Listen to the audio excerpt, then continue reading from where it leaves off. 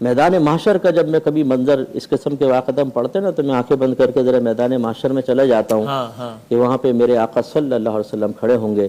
فقط اتنا سبب ہے انعقاد بزم محشر کا کہ ان کی شان محبوبی دکھائی جانے والی ہے.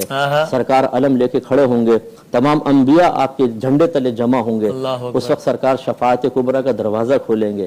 اب یزید بھی آئے گا, امام حسین بھی آئیں گے, یزیدی بھی آئیں گے, حسینی بھی آئیں گے.